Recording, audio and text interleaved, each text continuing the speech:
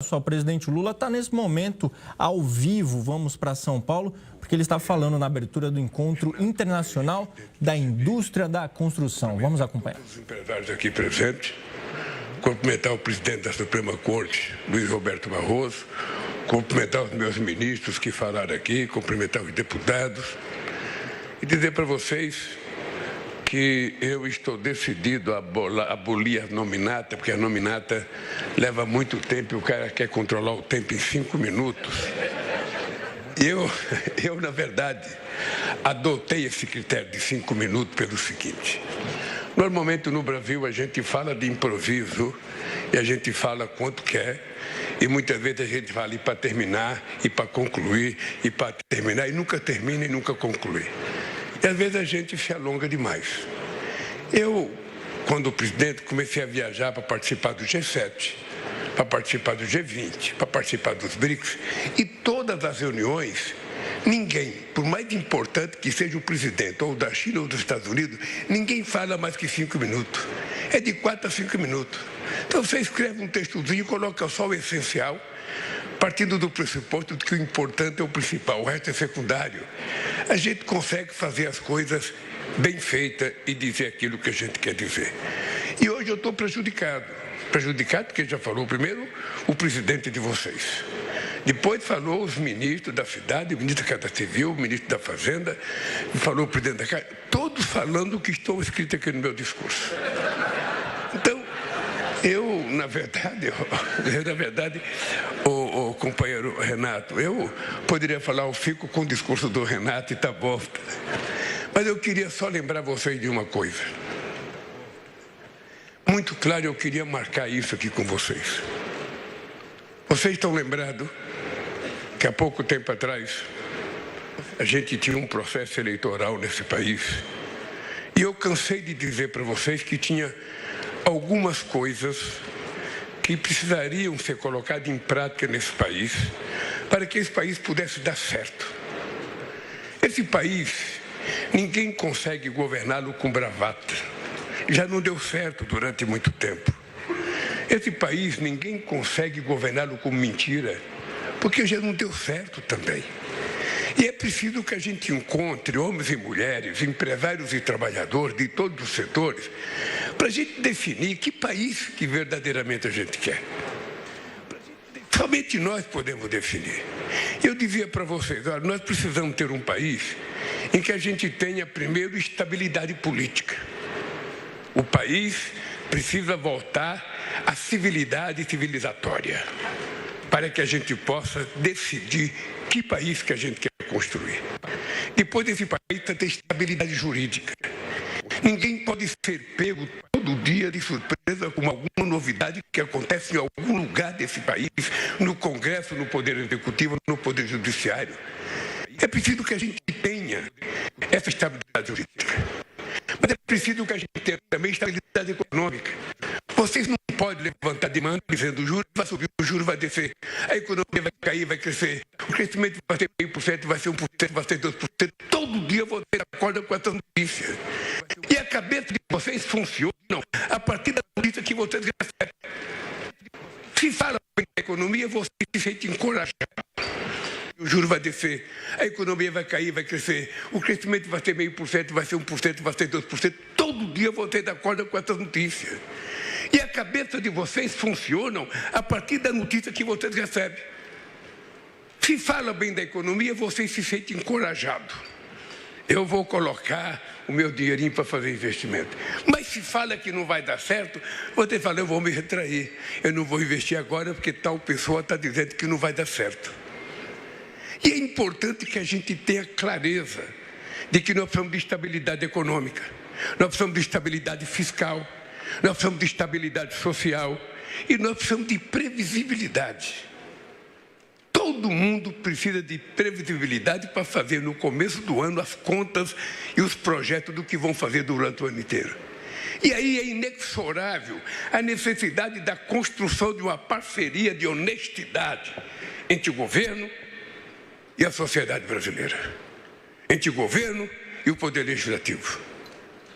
Se a gente brinca de enganar achando que a gente pode dizer o que a gente quiser, porque não vai acontecer, porque vai acontecer, sabe, não dá certo. Esse país não pode ser, sabe, vítima de um cavalo de pau.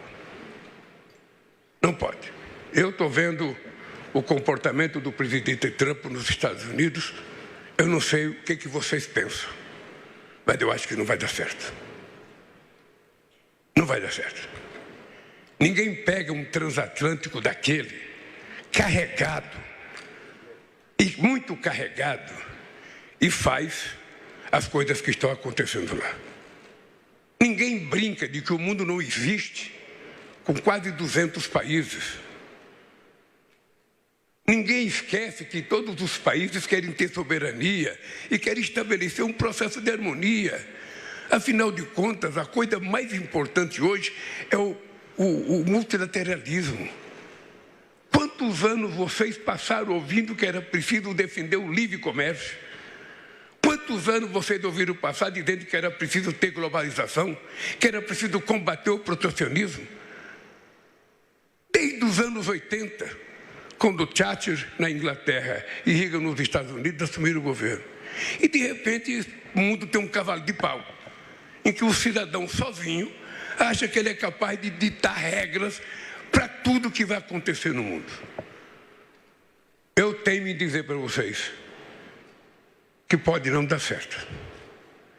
E por isso é importante que nós, brasileiros, mantenhamos o equilíbrio para que a gente tome decisão com base nas nossas realidades, para que a gente defina o projeto de país que a gente quer e a gente possa colocar ele em prática.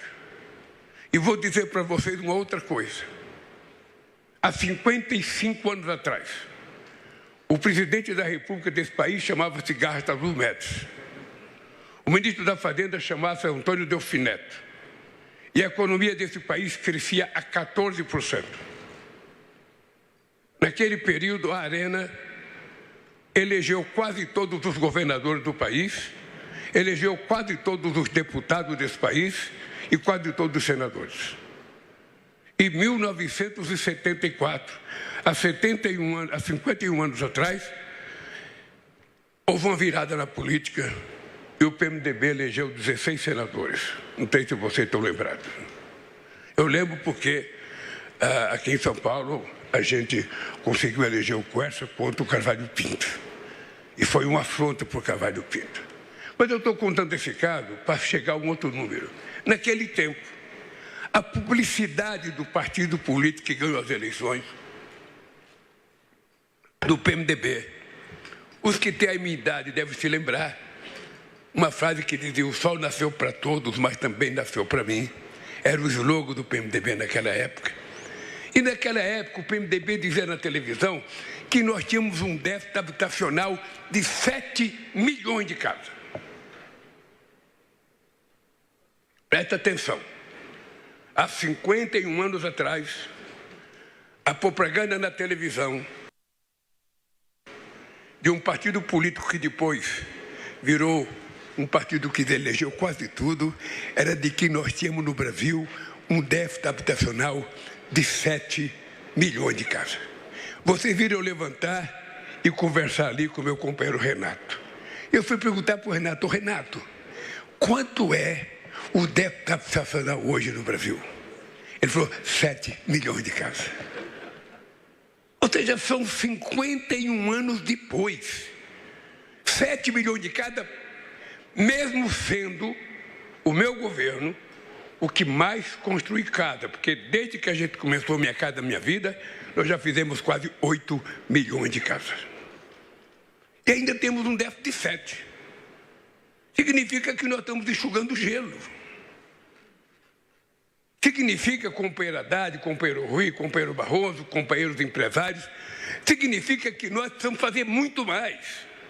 Porque por mais que a gente faça, a gente sabe que a maioria das casas construídas nesse país ainda é casa construída no mutirão, pelas pessoas que invadem um terreno, que compram um terreninho 5 por 25 e vai fazendo as casas toda torta, mas vai fazendo.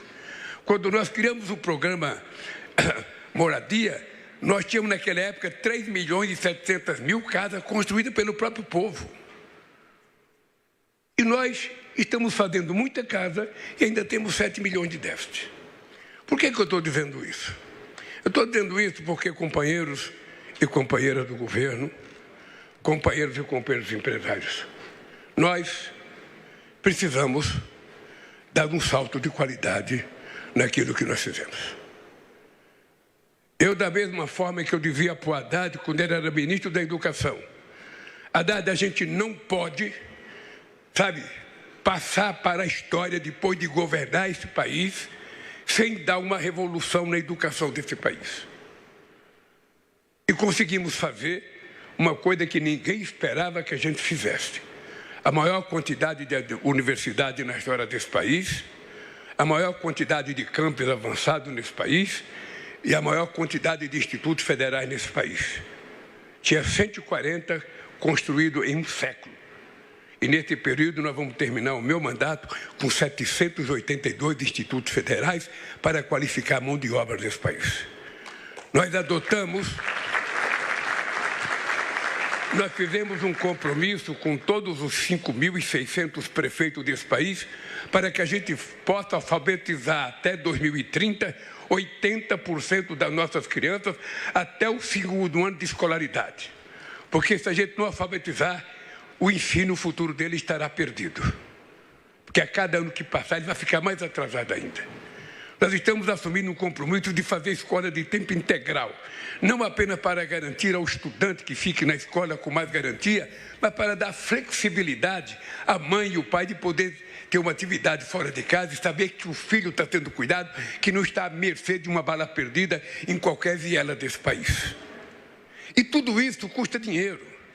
E a definição que nós temos que ter é se isso é gasto ou investimento. Essa é a grande definição que a gente tem que ter enquanto governo.